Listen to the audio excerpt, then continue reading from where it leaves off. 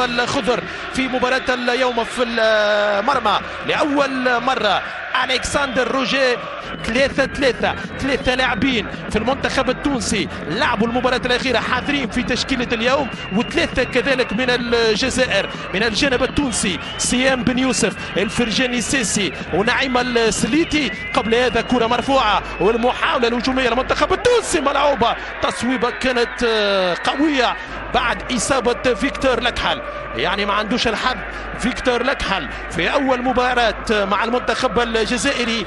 ألكسندر أوكيجا، كرة من نعيم سليتي، يلعب الكرة يرفع على مستوى القائم الأول، لكن التصويبة الرأسية من سيام بن يوسف.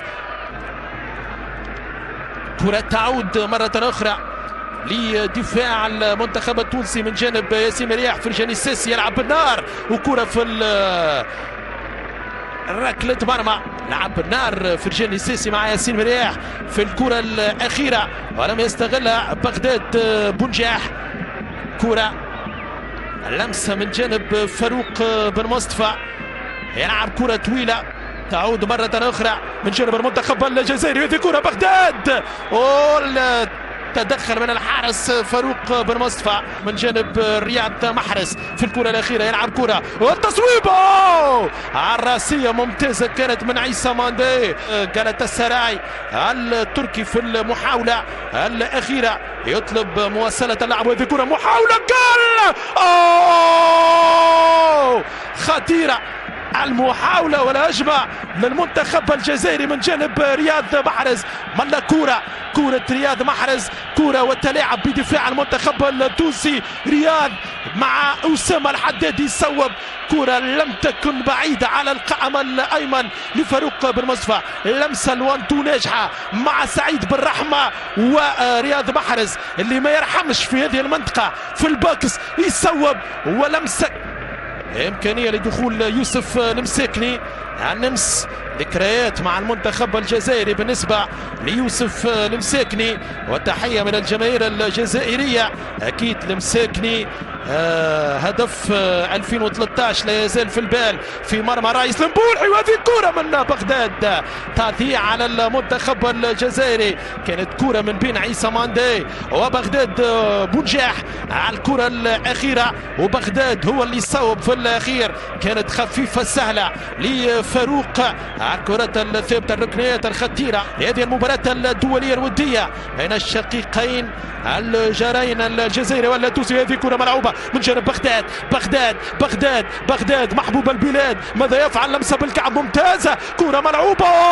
فاروق يتدخل، فاروق بن مصطفى يغلق الزاوية. رياض محرز، كرة تعود ركلة مرمى.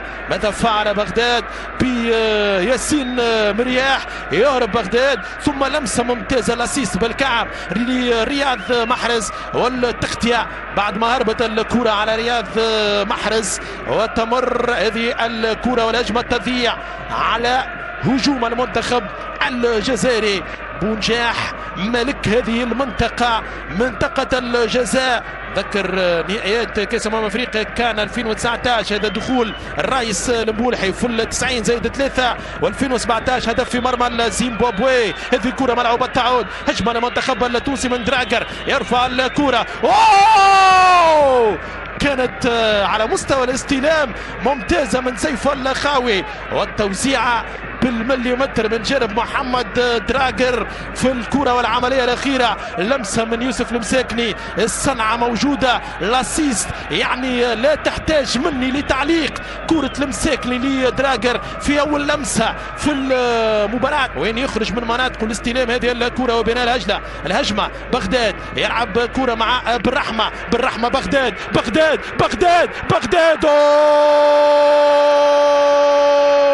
يزفر ضده حكم المباراة سمير كزاز. لا وجود للبيلانتي في تقدير الحكم المغربي.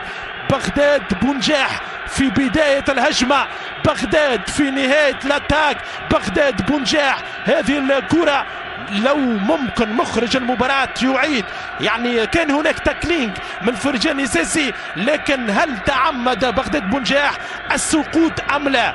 هل تعمد السقوط أم لا؟ ممكن من خلف المرمى من زاوية أخرى من هنا تكون أوضح.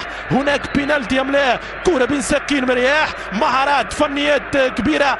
أعتقد أنه ركلة الجزاء صعبة بكل حيادية. ملا كرة ملا عظمة ترجع مرة أخرى في وسط الميدان من جديد، تعود جزائرية. كرة في ذات اللحظة يعلن الحكم الدولي المغربي سمير كزاز على نهاية هذا الشوط الأول بالتعادل 0-0 في هذه المباراة الدولية الودية بين المنتخبين الجزائري والتونسي هنا في مدينة البليدة، في مدينة وعاصمة الورود الودية بين المنتخبين العربيين الشقيقين الجارين الجزائري والتونسي. شوط أول انتهى بتعادل الأصفار. حكم المباراة المغربي سمير كزاز. كرة تعود ليوسف المساكني، لمسة خاوي إلى جهة اليسار. أسامة الحدادي. ينطلق المنتخب التونسي بالهجوم في فترة ثانية، مقطوعة من جانب فرجاني ساسي. الفر في وسط الميدان يعطي كرة، يمر يمشي يوسف المساكني خاوي، يعكس الهجمة 3-3 تصويبة والكرة خطيرة. المنتخب التونسي يظهر بوجه آخر في الفترة الثانية، الوجه الهجومي بمحاولة أولى. حدادي شواد 0-0. كرة من تايدر هو اللي نفذ الكرة، يلعب الكرة بغداد بونجاح. هذا هو بغداد، كاد يفعلها، كاد يحطها بالراس. بغداد بونجاح سجل عديد الأهداف في مرمى فاروق بن مصطفى، بل هي علاقة أخوة وعلاقة قرابة عائلية، علاقة مصاهرة كذلك. نعيم السليتي متزوج بجزائرية، سيام بن يوسف والدته جزائرية، وفراس شوات. شوات يذيع كرة المباراة، كرة الهدف الأول بعد خطأ من جانب الدفاع الجزائري. فراس يضيع الكرة راس كان مع الحارس ألكسندر أوكيتشا. هذه الكرة من يوسف عطال على مستوى إعادة الكرة للحارس أوكيتشا، ملا خطأ في الرولانس في إعادة الكرة إلى فراس شوات. والشوات شوط أول هجومي بالأساس للجزائر، دفاعي تونسي. شوط ثاني تقلبت المعطيات، وهذا يوسف يوسف يمر، يوسف يطالب بالمخالفة وبالبيلانتي. سمير الكزاز يطلب اللاعب، فنيات كبيرة أمام 3 مدافعين. يوسف المساكني، هذه كرة خطيرة. جول لا.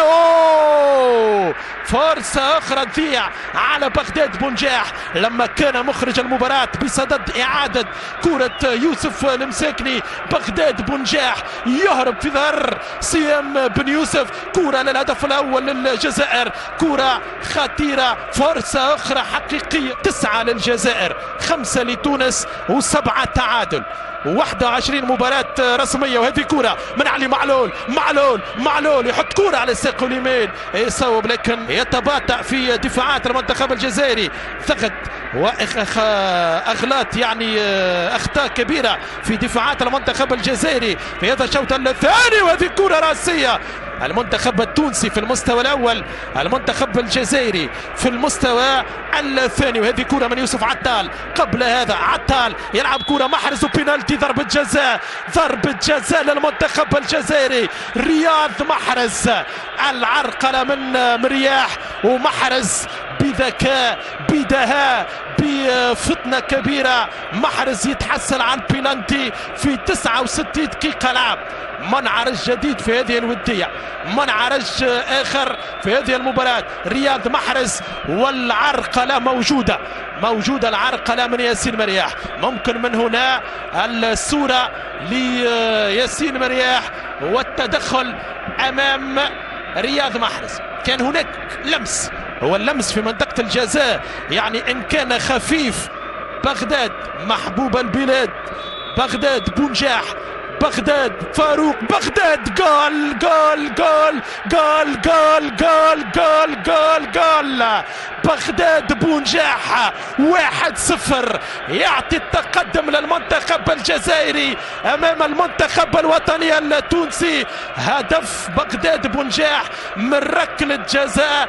تحية الجنرال، تحية العقيد بغداد بونجاح للجماهير الجزائرية الحاضرة بوفائها الدائم لمنتخب الخضر لمحاربي الصحراء في ملعب مصطفى تشاكر بالبليدة. 1-0 للجزائر امام المنتخب التونسي في اجواء مميزة، اجواء رائعة، اجواء مجنونة وهستيرية، وركلة جزاء على طريقة بغداد بونجاح في المرمى في الجول.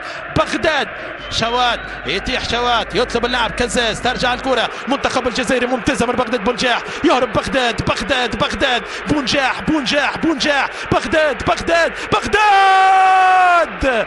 تلعبت في الجزائر كانت ودية يوم 12 نوفمبر 2011 وهذه فرصة بغداد بونجاح. بغداد اليوم أقلق كثيرا سيام بن يوسف وياسين مرياح، وكرة من اليسار توزيعة قوية كانت الكرة بعيدة. التنفيذ من علي معلول، يلعب الكرة على القائم الثاني، ما زالت الهجمة عزوني، كرة بعيدة.